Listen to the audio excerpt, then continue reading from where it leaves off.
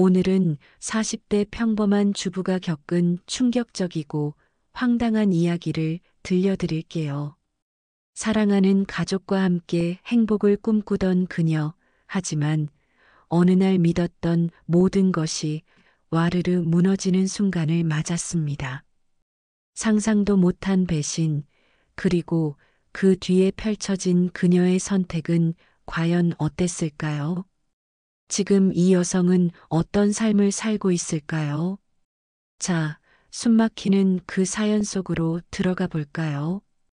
구독과 좋아요는 저희에게 큰 힘이 됩니다. 저는 인천에 사는 43세 주부 지연이라고 합니다. 결혼 15년 차 중학생 딸 하린이와 초등학생 아들 민우를 키우며 살아왔어요. 제 시댁은 부모님과 세 아들로 이뤄진 평범한 가정이에요. 저는 장남의 아내로 시댁의 첫 며느리가 됐죠. 결혼 전 큰 며느리는 고생을 많이 한다는 말을 수없이 들었지만 남편 재우는 우리 부모님은 며느리를 딸처럼 아낄 거야라며 자신했어요. 그 말을 믿고 싶었고 재혼을 사랑했기에 결혼을 선택했죠. 시부모님은 정말 따뜻한 분들이셨어요. 시어머니는 저를 우리 딸이라 부르며 손수 만든 반찬을 챙겨주셨고, 시아버지는 농담으로 분위기를 띄우셨어요. 외동딸로 자라 가족의 온기가 낯설었던 저는 시댁이 두 번째 집 같았어요. 집도 15분 거리라 주말이면 아이들과 함께 놀러 갔죠. 시어머니와는 시장도 같이 다니며 친구처럼 지냈어요.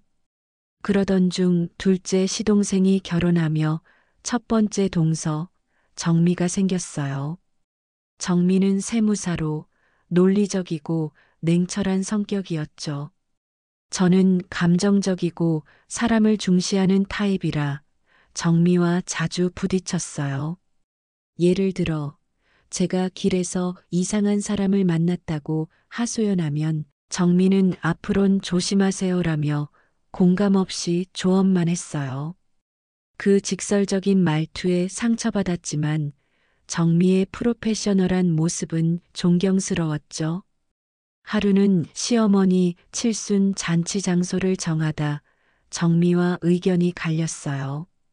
저는 호텔 뷔페를 제안했지만 정미는 어머니 형제분들이 앉았다 일어서길 반복하면 불편하시다며 한정식집을 주장했죠.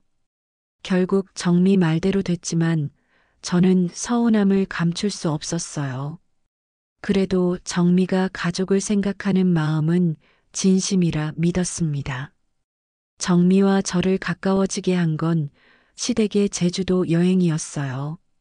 정미가 세심하게 짠 일정표를 처음엔 부담스러워했지만 덕분에 완벽한 여행이 됐죠. 한라산 트레킹, 성산 일출봉 투어, 심지어 현지인들만 아는 맛집까지 체크한 정미의 준비에 감탄했어요.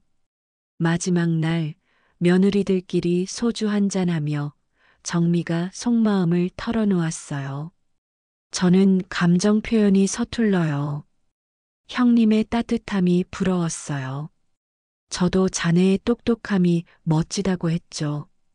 서로의 다름을 이해하며 우리는 자매 같은 친구가 됐어요. 그 후 막내 시동생이 결혼하며 막내 동서 다영이가 들어왔어요. 다영이는 20대 후반 헤어 디자이너로 자유분방했죠. 첫 만남에서 보라색 머리와 찢어진 청바지로 등장해 모두를 놀라게 했어요. 다영이는 눈치 없이 직설적이었어요. 예를 들어 시댁 식사 자리에서 어머님이 직접 만드신 음식이 짜다고 하거나 제 조언에 저희 엄마도 저에게 아무 말 안 하세요라며 웃었죠. 정미도 다영의 태도에 불편해했어요. 다영이의 예의 없는 태도는 어린 시절 때문이라고 해요. 부모님의 잦은 다툼 속에서 자란 다영이는 사람들에게 쉽게 마음을 열지 않았죠. 저와 정민은 다영이를 이해하려 했지만 갈등은 피할 수 없었어요. 그러던 어느 날 막내 도련님의 디저트 카페가 위기를 맞았어요. 코로나 영향으로 집합금지 명령 때문에 손님이 오질 않았어요. 당연히 임대료를 못 내게 됐죠. 저와 둘째 정민은 상의 끝에 우리끼리라도 막내를 도와야겠다고 말하고 신랑들 몰래 비상금을 털어 도왔어요. 다영이는 처음으로 가족의 따뜻함을 느끼며 눈물 지었어요. 저 가족이 이렇게 도와주는 거 처음이에요. 술자리에서 다영이가 어린 시절 외로움을 털어놓았고 우리 셋은 끌어안고 울었죠. 그날 막내 다영이도 드디어 우리 가족이 됐어요. 그렇게 우리 며느리 3명은 서로를 이해하고 도와가며 지냈습니다. 행복도 잠시, 어느 날 늦은 밤 10시 제 핸드폰에 낯선 문자가 왔어요. 그 내용은 정말 악몽이었어요. 당신 남편 지금 저와 사랑 중이에요. 문자는 신랑 재훈과 한 여성이 찍은 셀카 커플 팔찌, 심지어 바닷가 펜션에서 찍은 커플 사진까지 포함했어요. 재훈 씨는 저를 사랑해요. 좋은 말로 할 때 이혼해 주세요. 전화는 받지 않고 조롱 문자를 계속 보냈어요.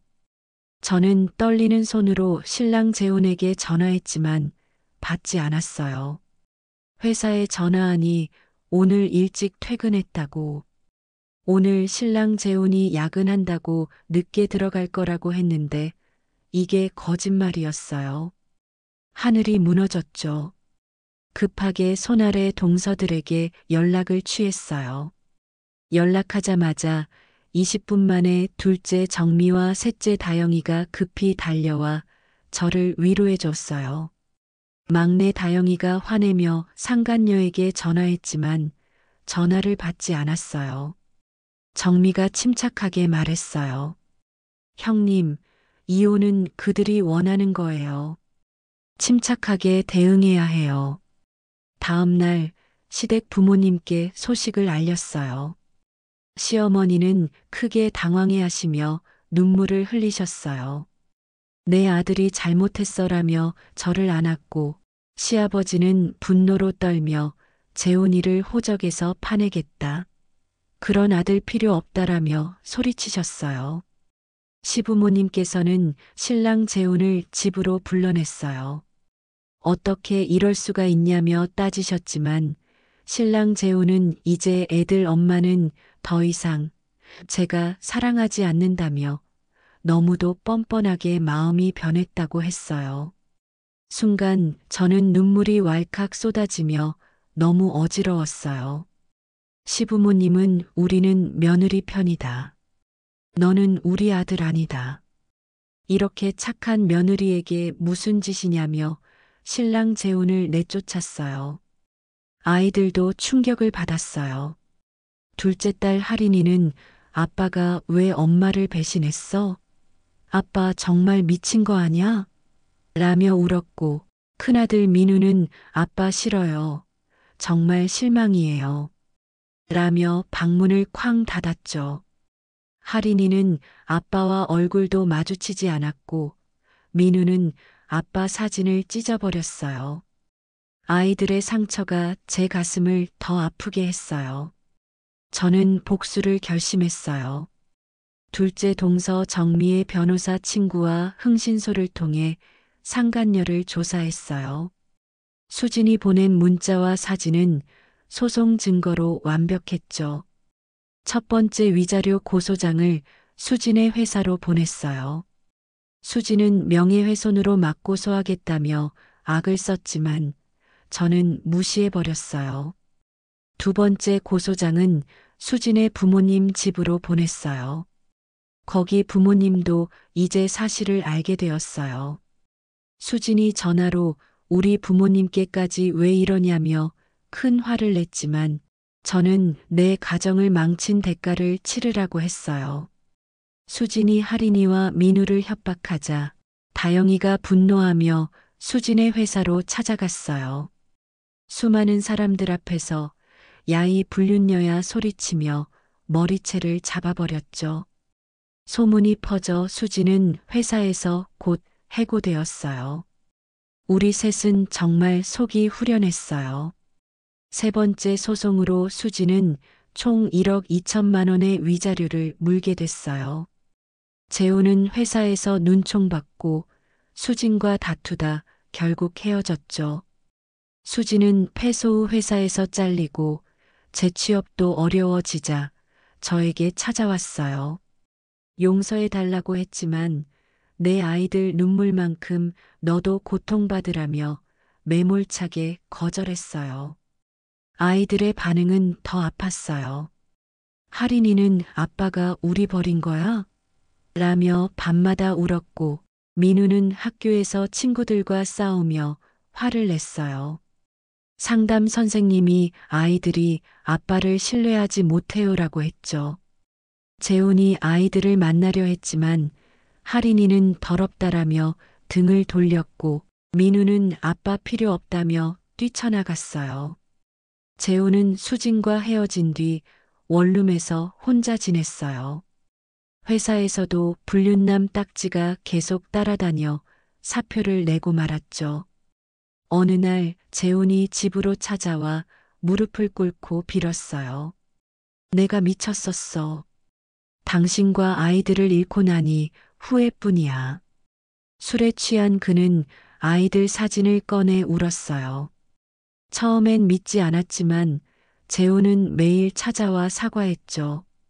편지를 써서 하리니 민우 아빠가 잘못했어.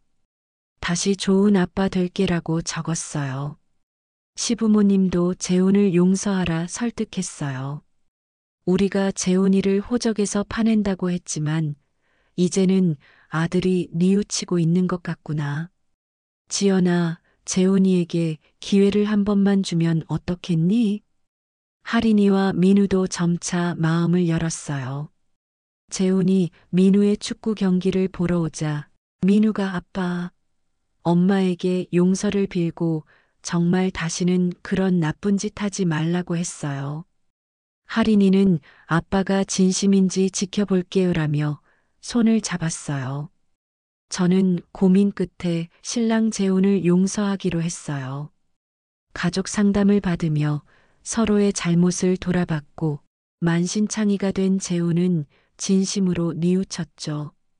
재결합 후 우리는 경주와 부산 등 가족여행을 다니며 상처를 치유했어요.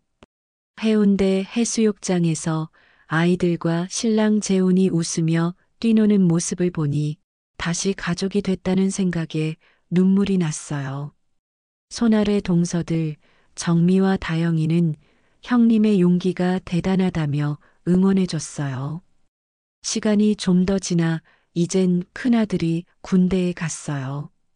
여전히 신랑 재훈은 저에게도 잘하고 아이들에게 더욱 잘하는 아빠가 되었답니다.